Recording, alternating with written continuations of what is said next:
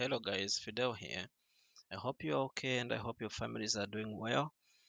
And I hope your weekend has been really good. So last week I had a buy on the euro dollar, and a lot of you guys were wondering how I was able to get that type of entry. Um, but before I go any further, guys, before I show you how I was able to get the trade, let me just remind you that I'm not a financial advisor, guys. Please do not use anything you hear from my videos as a financial advice. And my videos are not meant to, divert you from your model, the model that you are already using. But I do believe that you can pick one or two things from what I share, and then from there you could, you know, improve, because we always have space for improvement. Okay, so let me show you how I was able to get a trade. But first of all, let me show you what I'm seeing on the euro dollar. Obviously, from let me start from the monthly. Okay guys, so from the monthly, this is the monthly time frame. You can see we have a bearish order block. Price has been respecting this bearish order block on the monthly time frame. Why is it a bearish order block? I show you. Because we had a sweep of liquidity. Buy side liquidity was taken from here. Okay, buy side liquidity was grabbed from these highs. So the candle that was used to go through these highs becomes the bearish order block. As you know, guys, we have um, different definitions of the order blocks and these other terms that you hear online, depending on our understanding of the market. But then the author of these concepts was ICT. If you go through his mentorship, especially the core content, you will see how he explains what the real order block is. The order block is the last candle or the last candles before the state of price delivery. Okay, before the change of order flow. Let me repeat that in a simple way. The last candle or the last candles before the change of a trend or before the change of the order flow. That means the candles, especially, and he goes on to mention that especially when that happens on resistance or support level. So we have support, no, resistance, I mean, right here. And then we see this candle going through this resistance. So this candle that has gone through becomes the order block, but it does not become the order block until price has broken the low of this candlestick. Let me repeat that. It's not yet an order block because it can be a shift, a break of market structure. So it's not an order block until we see the next move breaking the low of this bullish candle. Once that happens, this becomes the bearish order block. It's not, for instance, to everybody, this is an order block. To me, it's not an order block because price has already gone through support. Okay, price has gone through support and the trend is down. So to me, this, you can call it the order block. It doesn't matter what you call it, so long as you understand what it stands for. If you understand what this candlestick can do, how price is able to um, reference back to it, and you're able to anticipate a trade based on this candle, that is okay. Okay, but it's more important if you are able to understand these terms. And I mean, in how do I say it, if you know these terms but you are able to identify the real ones in the market, you know because for instance, this candle here, people call it an order block. That's okay. If you can find a trade here based on this candle, it doesn't matter then if it's another order, if it's not an order block, if it's an order block, it doesn't matter. But to me, it's not an order block based on the teachings of ICT. Okay, but anyways, that is not the purpose of this video, guys. And I just want to show you how I was able to get the trade. So we are inside this bearish order block, and then on the weekly, buy side was taken here. We have a shift in structure right here. Okay, right here, and then we are inside these order blocks. So 1, 2, 3, these are bearish order blocks after taking buy side liquidity. Is this a bearish order block? No, to me it's not, because the order block are the candles that went through support or resistance, and thereafter we had a shift in market structure. And then, however, this candlestick here can act as resistance for price. As you can see, for the past 3 weeks, this candle has stood as resistance. Price has continued to fail, going above this candlestick for 3 consecutive weeks. And on the daily, you can see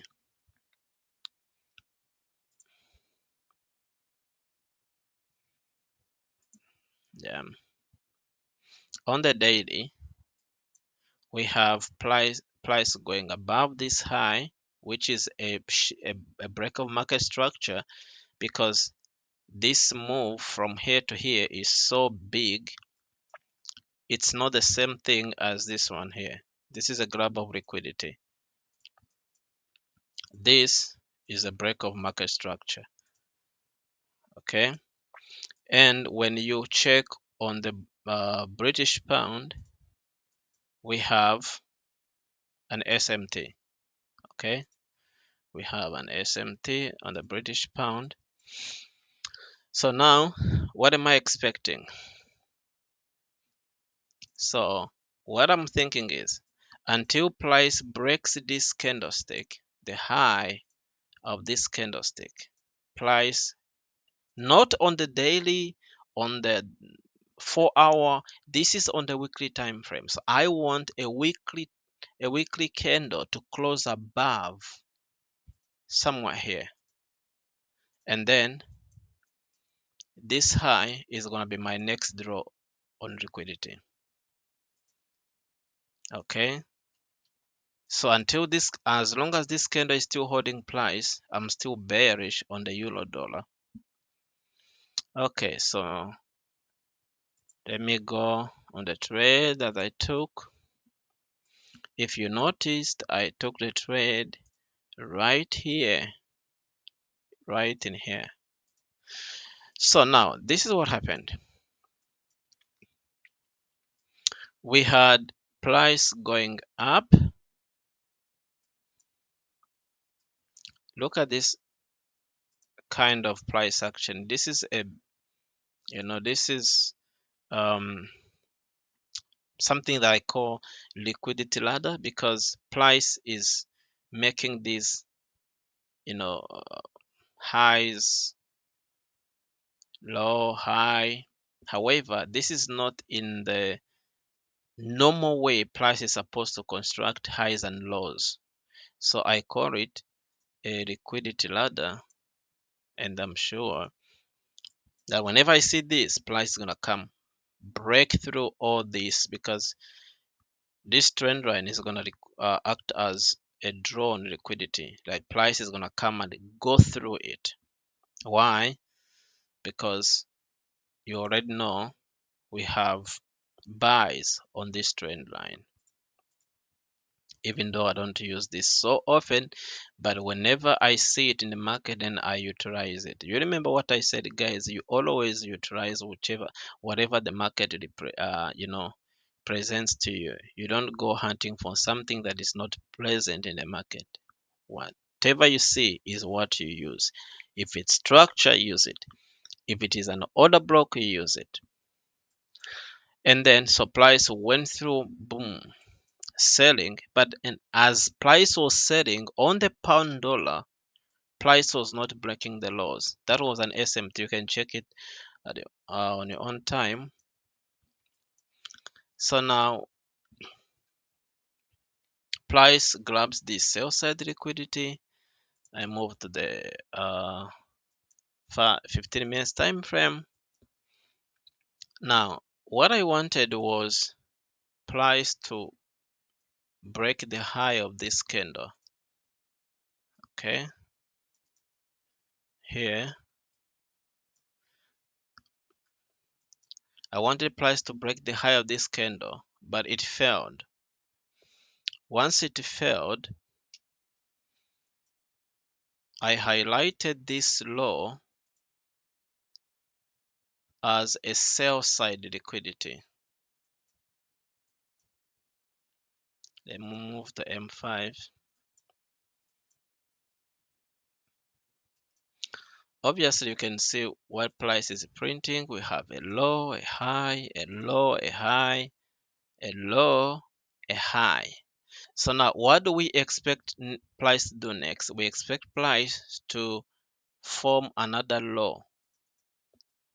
So if I may ask you guys, you can even pause the video to think about it. Did we get a swing low after this high? Is this a valid low? Of course not. Why? Because for it to be a swing low, we need to see consecutive candles deep down below this swing low right here. We need to see consecutive candles closing below, and then that will be a valid break of market structure. But if we see these small candles going through this swing low, and then instantly price starts going up, that becomes a grab of liquidity. And I think I did explain that in one of my videos, titled where I was explaining the difference between a break of market structure or a grab of liquidity. Now if I go back to M15, I highlighted this candle to see if price can break it, and that would act as my bullish order block. And then I went to M2, the 2 minutes time frame. Guys, I rarely use the 1 minute time frame. M2 is the best for me. Okay, and then you see that was a grab of liquidity, and price has broken the 15 minutes time candle right here. And then what do I need? I need the retracement into the discount. price is in premium, here I'm not going to sell. I'll wait for price to dip down into the discount. What else do I see? I see 1, 2. These candles that price broke, that becomes a shift in structure. Then 1, 2, 3. These 3 candles become the bullish order block. You can even start from here. These are all order blocks, but because price has broken up to here, I start the counting from here, not from here. So this becomes another shift in market structure. I know this is kind of confusing, maybe a bit advanced, but yeah, I hope you understand. So now I'm gonna use the fib from the high to the low. Then I'm gonna zoom in. We came into the 50%.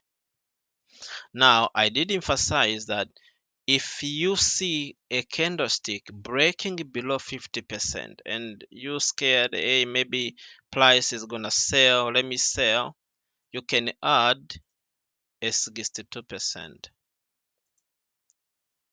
And boom, hello, you see? This can be your golden zone. This is for the beginners, okay? If you're a bit advanced, you already know that price, even if it's trying to break below, okay, let's say if it's on the 2 minutes time frame and price is breaking below the 50%, you switch to a much higher time frame, which is M5, higher than M2, M5, and then you will see the price is going to start retracing, rejecting the 50%. But as a newbie, if you want, you add 62%, and now you know that okay, this is the last fight. If price breaks the 62, there's no more hope of price going up, and then you disregard the setup. Okay, so I'm going to remove the 62%. So now my entry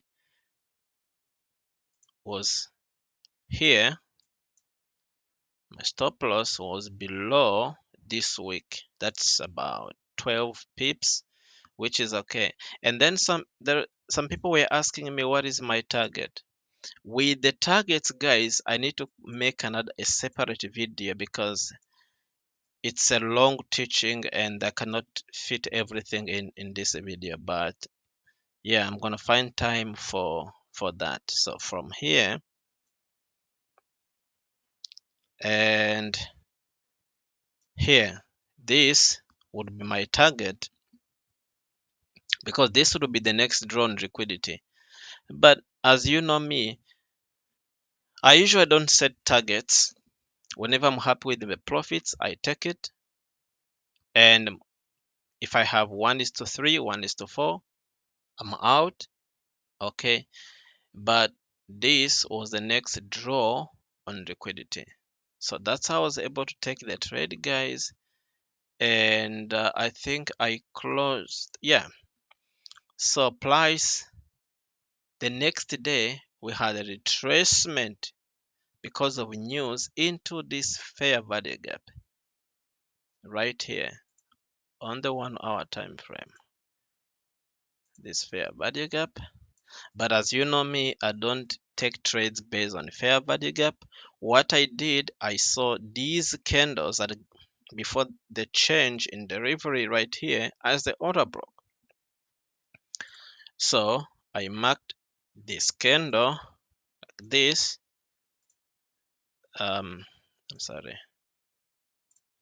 Yeah, like this as the order block, and I added an extra buy from here. I held, and the following day, this is where I took profit before I sold and bought based on this structure.